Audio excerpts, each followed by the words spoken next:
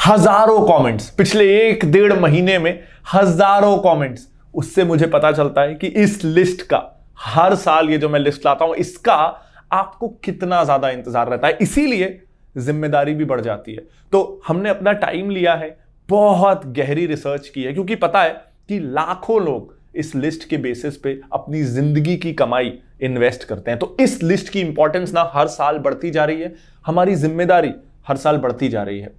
तो आज मुझे बहुत खुशी है कि फाइनली हम फिनोलॉजी रेसिपी की 2023 के लिए एनुअल म्यूचुअल फंड लिस्ट आज लेकर आए हैं। इस बार ना इस लिस्ट के साथ डिस्क्रिप्शन में आपको एक लिंक मिलेगा, जहां एक रिपोर्ट भी मिलेगी, जिससे आप जब चाहें इन फंड्स को हमने क्यों रिकमेंड किया था, क्या परफॉर्मेंस रहा है, कौन फंड मैनेजर है, फ्यूचर एक्सपेक्टेशन क्या है, वो सब आपके पास एक डॉक्यूमेंट फॉर्मेट में भी रहे। तो आप इस वीडियो के बाद उस रिपोर्ट को भी जरूर डाउनलोड कर लीजिएगा। तो चलिए अब शुरू करते हैं 2023 के लिए बेस्ट म्यूचुअल फंड्स की list, brought you by Finology recipe.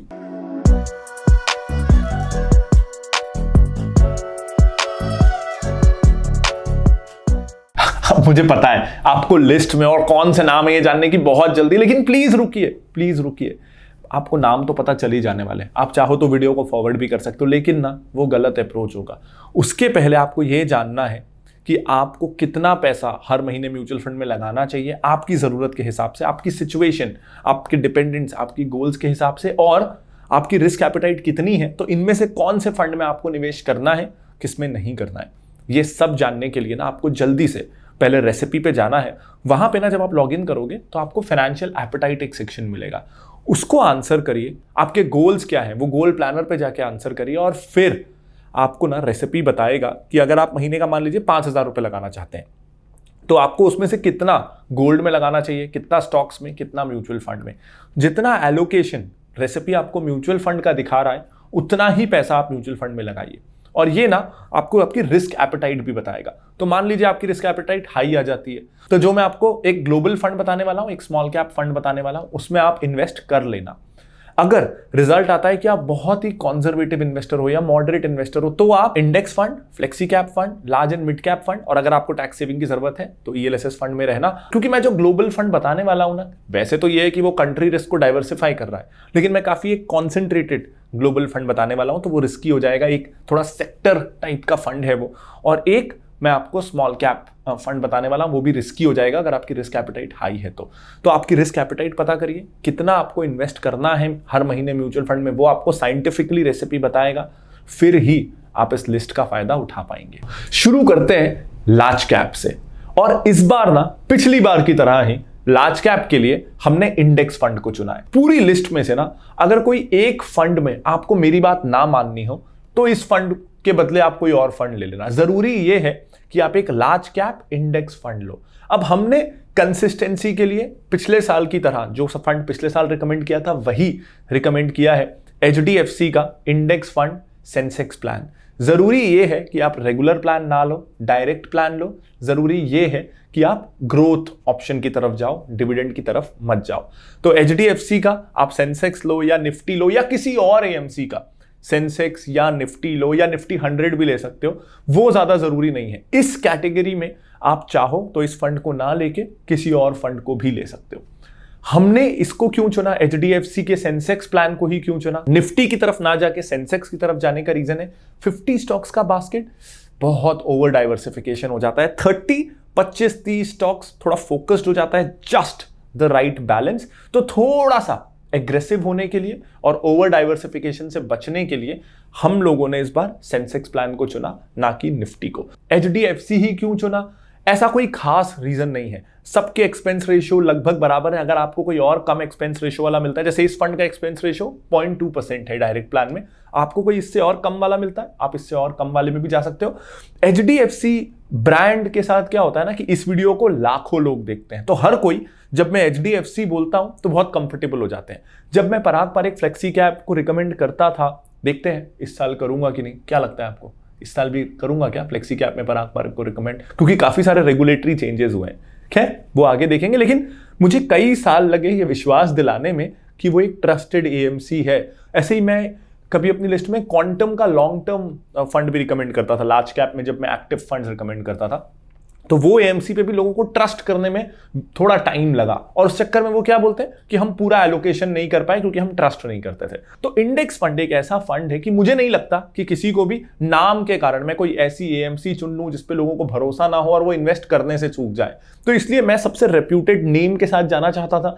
Tracking error कम है, एक्सपेंस रेशियो भी कम है, शायद एक दो एमसीज का इससे भी कम है लेकिन इसका भी कम है, ट्रैकिंग एरर कंट्रोल में है, और ब्रांड ऐसा है कि कोई भी डरेगा नहीं। इसलिए हमने HDFC को चुना। अब आप सोच रहे होंगे ये फंड्स को हम पिक कैसे करते हैं। हमारा ना पूरा mutual fund selection process transparent है। क्वेस्ट पे आपको म्यूचुअल फंड सिलेक्शन पे बहुत सारे कोर्सेज मिल जाएंगे, और बिल्कुल यही वो कंटेंट है, यही वो तरीका है, यही वो फिलॉसफी है जिससे हम म्यूचुअल फंड सिलेक्ट करते हैं आप सबके लिए। तो अगर आप भी जानना चाहते हैं इन डेप्थ कि म्यूचुअल फंड सिलेक्ट कैसे किए जा सकते हैं तो quest.finology.in पे जाके आप इन कोर्सेज को कंज्यूम कर सकते हैं। सेकंड कैटेगरी है ग्लोबल फंड की। अब इसमें पिछले साल भी मैंने वही फंड रिकमेंड किया था जिसका नाम है मिराय एसेट का फैंग प्लस ETF। अब ये एक ETF है, यानी इसे ना आप जैसे बाकी म्यूचुअल फंड्स को खरीदते हो उस तरीके से नहीं खरीद पाओगे। इसको ना आप अपने स्टॉक ब्रोकर से खरीदोगे जैसे आप स्टॉक्स को खरीदते हो। तो अगर आप ज़ीरोधा यूज करते हो, जैसे मैं पर्सनली ज़ीरोधा यूज करता हूं, मुझे वो सबसे सिंपल लगता है, कॉस्ट सबसे ठीक है। तो अगर आप भी मेरी तरह ज़ीरोधा अकाउंट यूज करना चाहते हो तो डिस्क्रिप्शन में आपको ज़ीरोधा का लिंक मिल जाएगा, आप जाके अपना अकाउंट खोल सकते हो। अगर आपको अकाउंट ओपनिंग इंस्ट्रक्शंस चाहिए तो उसका भी लिंक है select.finology.in पे। ज़ीरोधा का पेज है जहां आप ज़ीरोधा को बाकी ब्रोकर से कंपेयर भी कर सकते हो, और अकाउंट ओपनिंग के स्टेप बाय स्टेप्स इंस्ट्रक्शंस भी आपको मिल जाएंगे। तो ये एक म्यूचुअल फंड ऐसा है जो आप अपनी म्यूचुअल फंड ऐप से नहीं खरीदोगे, क्योंकि ये एक ETF है, यानी एक ये रेडीमेड बास्केट है जिसमें 10 स्टॉक्स हैं। वो 10 स्टॉक्स का एक बास्केट एक कंबाइंड स्टॉक के जैसे लिस्टेड है। तो इसको आप स्टॉक के जैसे खरीद पाओगे ज़ीरोधा के काइट ऐप से या किसी भी ब्रोकिंग ऐप से। अब इसमें प्रॉब्लम क्या है, ये ना फैंग प्लस ETF है, यानी इसमें ज्यादातर कंपनियां जो है ना वो टेक कंपनी है। फेसबुक हो, एप्पल हो, Amazon हो, नेटफ्लिक्स हो, गूगल हो, इस तरह की जो टेक कंपनी है, US की टेक कंपनियां, ज्यादातर एक्सपोजर, लगभग पूरा ही एक्सपोजर इसका उन कंपनियों की तरफ है। तो ये एक तरह से ना टेक्नोलॉजी बास्केट हो गया है US कंपनियों का। तो ये काफी रिस्की है डेफिनेटली, लेकिन अभी ये कंपनियां काफी गिरी हुई हैं, ले ऑफ्स चल रहे हैं, ट्विटर में प्रॉब्लम है, नेटफ्लिक्स के सब्सक्रिप्शंस नहीं बढ़ रहे हैं, बहुत सारे प्रॉब्लम्स हैं इन कंपनियों में, जिसकी वजह से ना अभी अच्छा बार्गेन मिल रहा है। अभी जो प्राइस है वो अच्छा है, जिसकी वजह से इसकी NAV अभी काफी गिरी हुई है, और आप अगर अभी लेते हो तो मुझे ऐसा लगता है कि रीजनेबल प्राइस में मिल रहा है। ये ओवर प्राइस्ड या ओवर हाइप्ड अभी नहीं है, तो इसको लेने का अच्छा समय है अगर आपकी रिस्क एपेटाइट अलाउ करती है, सिर्फ तब ही, क्योंकि इसमें एक ही कंट्री के ज्यादातर स्टॉक्स हैं और एक ही सेक्टर के ज्यादातर स्टॉक्स हैं, तो ये रिस्की है। बस इस फैंग प्लस ETF को इस साल भी रिकमेंड करने का रीजन ये है कि अभी ना वैल्यू मिल रही है, ये बहुत अच्छा समय है एंटर होने का। तो ये वीडियो लोग साल भर देखेंगे। अभी NAV 35-36 के आसपास है, तो मैं सस्ता बोल रहा हूं 35-36 NAV के आसपास होने के कारण। अगर आप इस वीडियो को बहुत बाद में देखोगे, NAV चेंज हो जाएगी, तो तब ये एडवाइस वैलिड नहीं होगी। अब बात करते हैं ELSS कैटेगरी की, यानी टैक्स सेवर फंड्स। अब मुझे ना टैक्स सेवर फंड्स बहुत पसंद है, बल्कि पता है मैं क्या करता हूं, मैं ना ऐसा, क्योंकि टैक्स सेवर फंड में आपको tax benefit maximum 1.5 lakh rupees पे मिलेगा। तो अगर आप टैक्स सेवर फंड में पैसा लगा रहे हो तो 1.5 लाख आपकी इनकम में से डिडक्ट हो जाएगा, उस 1.5 लाख पे आपको टैक्स नहीं देना पड़ेगा। तो उसके बाद मान लो जैसे मैं बहुत सारे पैसे लगा देता हूं टैक्स सेवर फंड में, उस 1.5 लाख की एग्जेम्पशन लिमिट के ऊपर भी, क्यों, मुझे उस पर टैक्स बेनिफिट भले ही ना मिले, लेकिन क्योंकि इनमें 3 साल का लॉक इन होता है ना, तो डिसिप्लिन अपने आप आ जाता है। मैं टेम्पटेशन में आके इनडिसिप्लिन्ड होके मैं चाह के भी उन फंड से निकल नहीं सकता। तो इस कैटेगरी में ना डिसिप्लिन बिल्ट इन होता है, इसलिए मुझे ये बहुत पसंद है। और इसी कारण ये कैटेगरी क्योंकि मुझे बहुत पसंद है, चाहे आपको टैक्स प्लानिंग करनी है या नहीं करनी है, 3 साल के लॉक इन से डिसिप्लिन आता है, उस मामले में ये फंड्स बहुत अच्छे हैं। इसलिए इस बार हमने सोचा कि इसमें ना आपको मैक्सिमम वैरायटी देते हैं, खूब वैरायटी देते हैं। तो इस बार इस कैटेगरी में 3 फंड्स हैं, तीनों के अपने अपने पर्सपेक्टिव्स हैं, तीनों के अपने अपने इन्वेस्ट करने के रीजंस हैं और रीजंस नहीं भी हैं। मैं आपको तीनों समझाता हूं। पहला है मिराय एसेट का टैक्स सेवर फंड। अब लगातार 2 मिराय एसेट हो गए हैं, चिंता मत करो, उनसे हमको कोई पैसा नहीं मिला है। ये जो टैक्स सेवर फंड है ये पिछले साल भी लिस्ट में था, बहुत पसंद है हमें।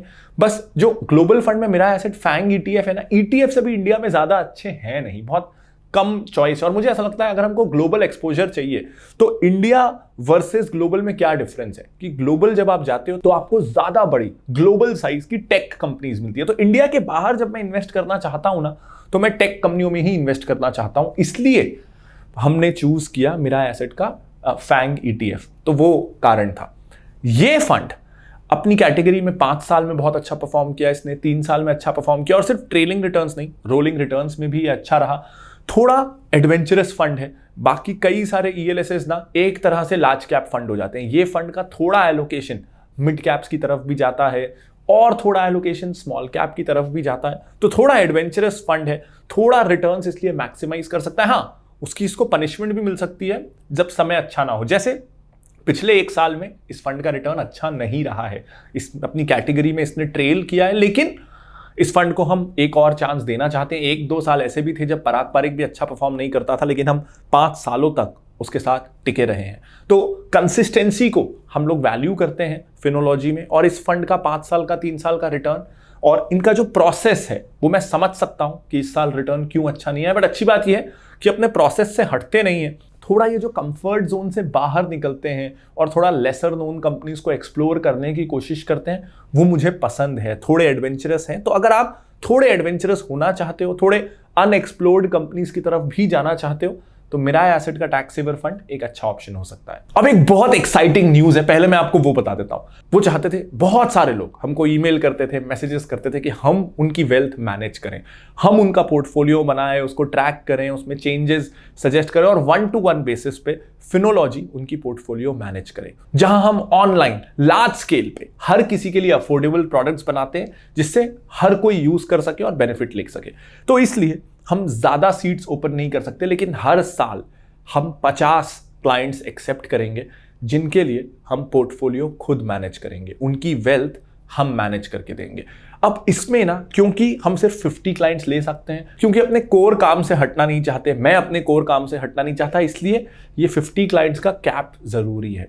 और इसमें एक चीज और है कि आई थिंक अगर आपका पोर्टफोलियो का साइज अभी ग्रोइंग है, अभी छोटा है, जैसे 25-30 लाख से कम का आपका पोर्टफोलियो है, तो रेसिपी में ना जो पोर्टफोलियोज हैं जो आपके गोल्स के हिसाब से डिजाइन होके बनती हैं, वो आपकी नीड्स को सफिशिएंटली पूरा करेगी। फिर आपको 1-to-1 हैंडलिंग की जरूरत नहीं है। तो अगर किसी का पोर्टफोलियो बहुत बड़ा हो गया है, ऐसे जिसका हमने एक बार सेट किया है 30 लाख से ऊपर का, और तो ना फिर वो काफी कॉम्प्लेक्स हो जाता है, काफी डर भी लगता है, स्टेक्स भी बहुत हाई हो जाते हैं। तो वैसे लोग जिनका 30 लाख से ऊपर का पोर्टफोलियो हो गया है, उनके लिए हम हर साल 50 लोगों को चुनेंगे जिनकी वेल्थ हम खुद मैनेज करेंगे। तो अगर आप चाहते हैं कि आपकी वेल्थ हम मैनेज करें, तो आपके स्क्रीन पर ना अब एक ईमेल एड्रेस आएगा और डिस्क्रिप्शन में भी आपको एक ईमेल एड्रेस मिलेगा, वहां आप फिनोलॉजी रिजर्व के लिए अप्लाई कर सकते हैं। जी हाँ, क्योंकि ये सर्विस हर साल 50 लोगों के लिए रिजर्व्ड है, इसलिए इसका नाम है फिनोलॉजी रिजर्व। अगर आप चाहते हैं हम आपकी वेल्थ मैनेज करें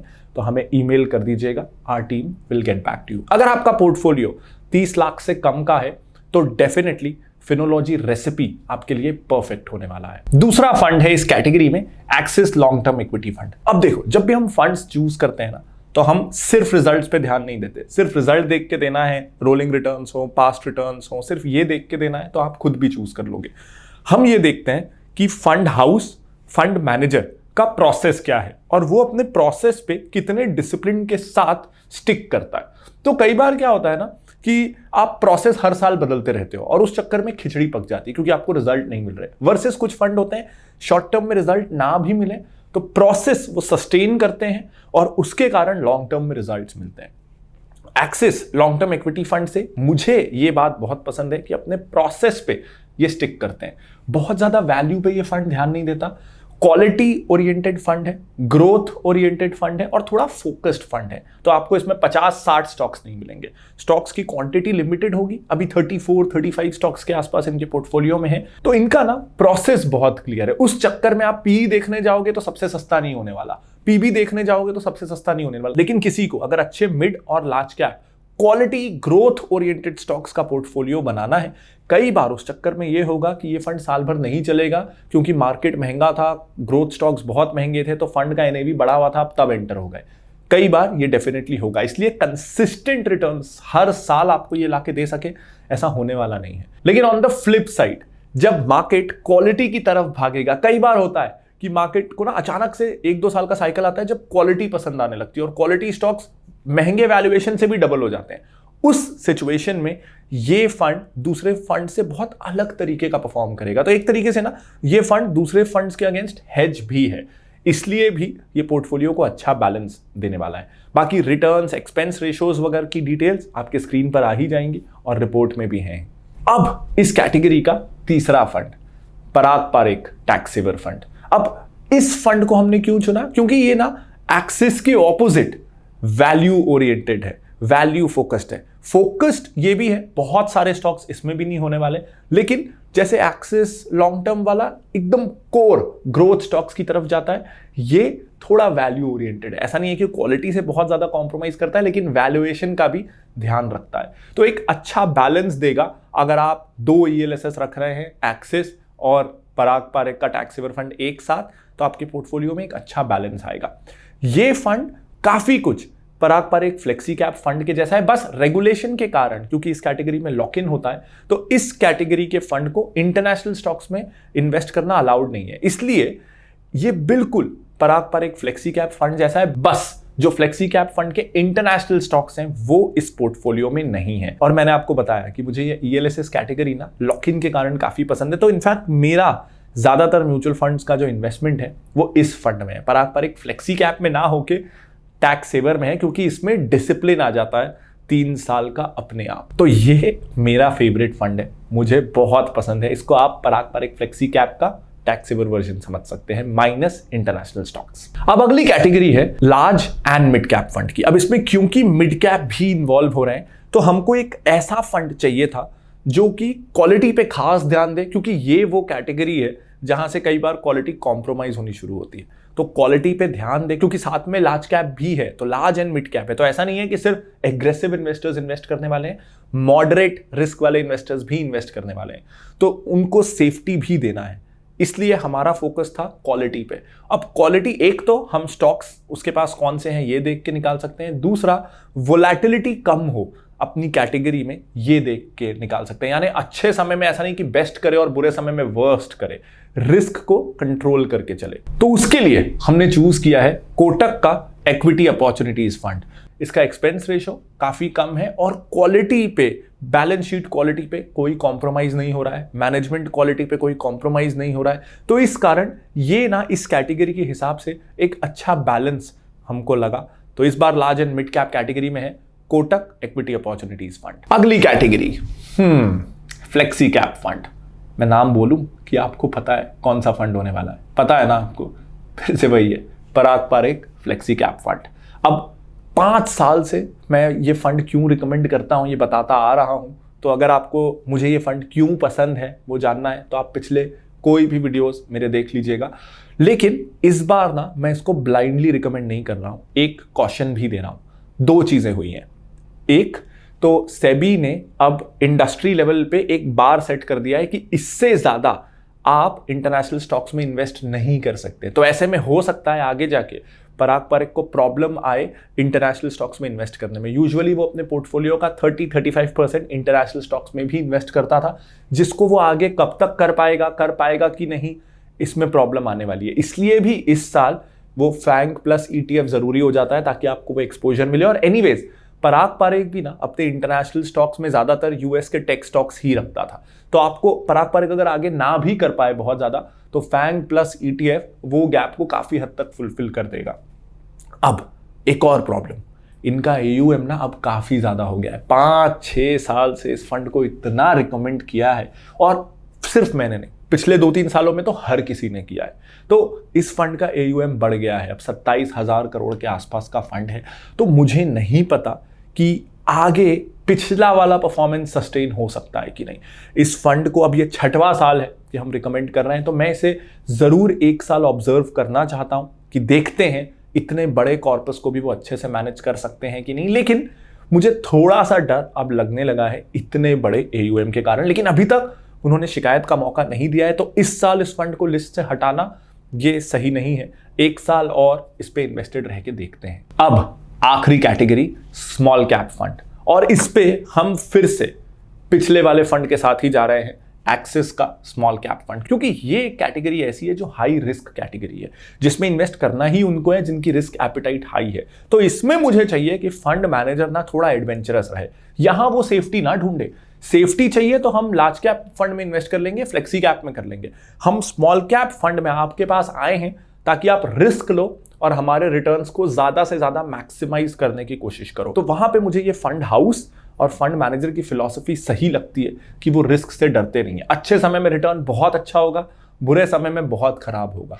लेकिन जब आप स्मॉल कैप पे आ रहे हैं तो आपको ये पता होना चाहिए। सेफ्टी के लिए हमने ऑलरेडी बहुत सारे फंड्स रिकमेंड किए हैं, थोड़े एग्रेशन के लिए और पोर्टफोलियो में थोड़ा वो एक्स फैक्टर लाने के लिए ये फंड मुझे पसंद है। अब इस साल आप एक और चीज नोटिस करोगे कि हम ना कंसिस्टेंसी की तरफ गए। पिछले साल की लिस्ट में कुछ फंड ऐड हुए होंगे लेकिन कोई भी फंड हटा नहीं है। पिछले साल से इस साल की रिकमेंडेशंस लगभग पूरी सेम है। तो अगर हम बिल्कुल ऑब्जेक्टिवली इस साल इस लिस्ट को शुरू कर रहे होते तो हो सकता है एक आध फंड चेंज होकर कोई और फंड आता, लेकिन हमारे लिए ना कंसिस्टेंसी भी जरूरी है। मैं हर साल आपको फंड बदलते रहने के लिए नहीं बोल सकता, और जिस फंड को हमने विश्वास जताया है उसको 1 साल से ज्यादा समय देना भी जरूरी है। तो इस साल हम कंसिस्टेंसी के पीछे गए हैं, क्योंकि पिछले साल भी हमने इन फंड्स को एनालाइज किया था, इस साल भी। जरूरी नहीं हर साल रिजल्ट आए, लेकिन प्रोसेस से जो ये रिकमेंडेड फंड्स थे ये हटे नहीं है, तो इनमें 1 साल का भरोसा और जताना जरूरी है। तो इसलिए हमने इस साल कंसिस्टेंसी को बहुत ज्यादा इंपॉर्टेंस दिया है। उम्मीद करता हूं ये वीडियो आपको पसंद आया होगा। तो अगर अभी तक आपने इस चैनल को सब्सक्राइब नहीं किया है तो जल्दी से दबा दीजिए सब्सक्राइब बटन को और बेल आइकन को, ताकि कोई भी नया वीडियो आपसे मिस ना हो।